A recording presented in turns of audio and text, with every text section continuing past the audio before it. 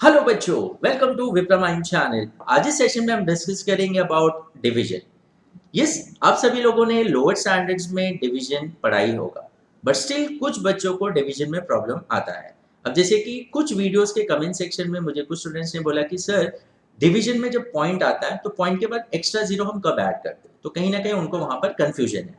Yes, अब जैसे कुछ बच्चे 9th स्टैंडर्ड 10th स्टैंडर्ड में आ जाते हैं, उनको बड़े बड़े कॉन्सेप्ट तो समझ में आ जाते हैं, जैसे कि स्टैटिस्टिक्स हो गया चैप्टर, या क्वाड्रेटिक इक्वेशंस हो गया, या लीनियर इक्वेशंस। उसमें क्या मेथड्स अप्लाई करने हैं, क्या स्टेप्स फॉलो करना है, उनको सब पता होता है। बट एट द एंड जहाँ पर बेसिक कैलकुलेशन आ जाता है, जैसे क्रॉस मल्टीप्लीकेशन या एलसीएम लेना है, या एचसीएफ लेना है, या डिवीजन करना है, तो कहीं ना कहीं वहां पर वो मिस्टेक कर देते हैं। सिली मिस्टेक्स हो जाता है, क्योंकि वहां पर कहीं ना कहीं वो कंफ्यूज रहते हैं कि यहाँ पर करना क्या है।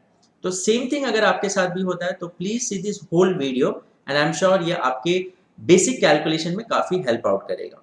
तो जैसे मैंने आपको बोला कि जो स्टूडेंट्स को डाउट था कि पॉइंट के बाद एक्स्ट्रा जीरो हम कब ऐड करते हैं, तो वही चीज़ यहाँ पर मैं डिस्कस करूंगा। सो 2 से 3 एग्जाम्पल यहाँ पर लूंगा ताकि आपको वो चीज़ें क्लियर हो जाए। Okay, so will see the first example. For example 1 divide by 11। सो हमें 1 को 11 से डिवाइड करना है। यस, सो फर्स्ट 1 जो है वो 11 के टेबल में नहीं आता है, तो हम क्या करेंगे, यहाँ पर 0 लेंगे। यस, तो अब ये हो गया 10। तो जब हम फर्स्ट 0 लेते हैं तो यहाँ पर हम क्या लगा देंगे, पॉइंट। यस, अब देखो अगेन 10 जो है अगेन 11 के टेबल में नहीं आता है, तो अगेन हम क्या करेंगे, यहाँ पर 0 लेंगे। तो देखो जब फर्स्ट 0 लेते हैं तो यहाँ पर पॉइंट आ जाता है। अब again you are taking one more 0, तो अब यहाँ पर अब जब 0 लोगे नेक्स्ट 0, तो आपको यहाँ पर एक 0 ऐड करना होगा। अंडरस्टूड? एक्चुअली ये स्टेप में हम क्या कर रहे हैं, नॉर्मली वो स्टेप हम दिखाते नहीं है। जैसे कि 1 है तो हमने 0 लिया, तो 0 पॉइंट। देन अब 10 तो जाता नहीं 11 के टेबल में, तो हम क्या करेंगे, 11 इंटू 0, बिकॉज 10 से छोटा नंबर जो है 10, या 10 से छोटा नंबर, तो हमें पता है कि 11 के बाद 22 ऐसा आता है, तो 10 तो आता नहीं है। तो इसका मतलब हम क्या करेंगे, 11 इंटू 0 करते हैं, तो 0 आएगा, तो 10 minus 0 is 10। Then we take 0। Yes, तो ये अब 100 हो जाएगा। तो यहाँ पर हम ये स्टेप नॉर्मली शो नहीं करते हैं। यस, नॉर्मली हम ये स्टेप शो नहीं करते, तो हम क्या करेंगे, यहाँ पर 10 आ गया, देन यहाँ पर हमने पहले पॉइंट पुट किया। देन ये जब एक और 0 लिया, कि हमने देखा कि वो 10 जो है 11 के टेबल में नहीं जाता, तो हमने एक और 0 लिया, तो यहाँ पर ऊपर आपको एक 0 ऐड करना होगा। यस, तो अब ये हो गया 100। Now 11 into 9 is 99। सो अब क्या बचा यहाँ पर, 1। अब देखो आपने कहाँ से स्टार्ट किया था, 1 से। यस, यहाँ 1 था, तो 1 से स्टार्ट किया, again you are getting remainder as 1।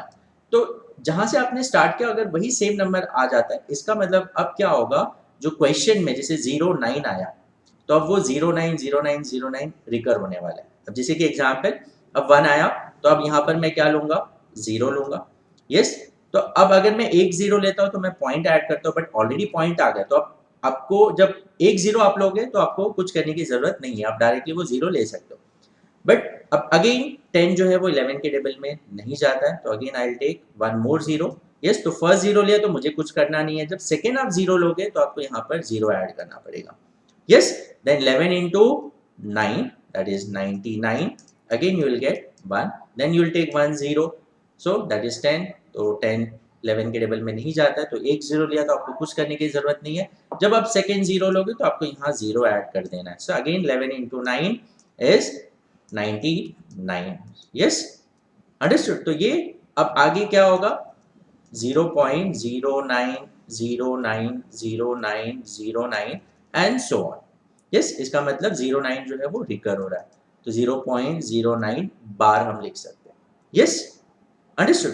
तो देखो यहाँ आपने 1 से स्टार्ट किया, जैसे ही रिमाइंडर 1 आएगा वापस, तो इसका मतलब क्या होगा, अब जो पॉइंट के बाद जो भी डिजिट्स आए हैं वो क्या होंगे, रिकर होने वाले हैं। जैसे यहाँ पर 09 आया, तो अब 09 ही रिकर होने वाला है, क्योंकि रिमाइंडर नेक्स्ट स्टेप में हमको क्या आ गया, 1।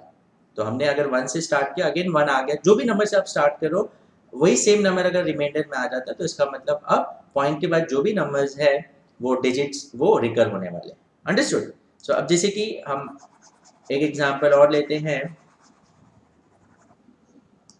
Okay, so the next example is 1 divided by 17.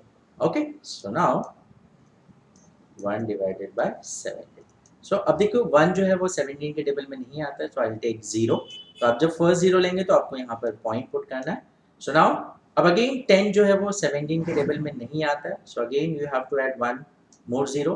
तो आप जब सेकेंड 0 वो स्टेप में ऐड करते हैं तो आपको क्वेश्चन में भी एक 0 ऐड करना है। So now it's 100, so 17 into 5 is 85। तो यहाँ पर रिमाइंडर आ गया 50। अब आपको ये प्रोसेस करते जाना है जब तक आपको रिमाइंडर 1 नहीं आता, तब वहां से वो सारे डिजिट्स जो है वो रिकर होना स्टार्ट करेंगे। अंडरस्टूड। अब जैसे यहाँ पर 15 आया तो अगेन 15 जो है वो 17 के टेबल में नहीं जाता है, तो आई टेक 0। तो आप एक 0 लेते हैं तो आपको कुछ करने की जरूरत नहीं है, क्योंकि फर्स्ट 0 जब हम लेते हैं तो पॉइंट डालना होता है, तो ऑलरेडी पॉइंट आ चुका। जब हम वही स्टेप पे 2 0 ऐड करेंगे तो आपको एक 0 जो है वो क्वेश्चन में ऐड करना होगा। तो यहाँ पर एक 0 लिए तो आपको कुछ करने की जरूरत नहीं है। तो नाउ 17 इंटू 8 करेंगे इज 136। तो रिमाइंडर कितना आ जाएगा 14। कितना आ जाएगा 14। So again I take 0।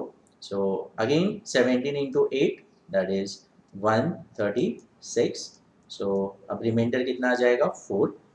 Yes, I'll take 0. So 40. Now 17 into 2 is 34. Yes. So remainder आ जाएगा 6. तो I'll take 0. So 60 हो गया. So 17 into 3 is 51. तो remainder कितना आएगा 9. So again I'll take 0. Now 17 into 5 is 85. Remainder कितना आया 5. तो मैं ये 5 यहाँ लिखता हूँ, तो 5। तो again I will take 0। Now 17 into 3 लेंगे तो 51 हो जाएगा, तो 2 दैट इज 34। तो रिमाइंडर कितना बचेगा 16।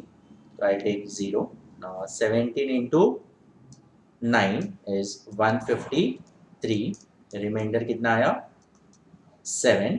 तो I will take 0। Now 17 into 5 85 हो गया। 17 into 4 that is 68। So remainder कितना आया 2. Now I'll take 0. Now 17 into 1 17. Remainder कितना आया 3. I'll take 0. Now 17 into again 1 लेना पड़ेगा because 2 34 हो जाएगा, तो 17. Remainder कितना आया 13. तो मैं 13 यहाँ लिखता हूँ। So now 13. So 13 नहीं जाता तो again I'll take 0. Now 17 into 7. Yes, that is 119.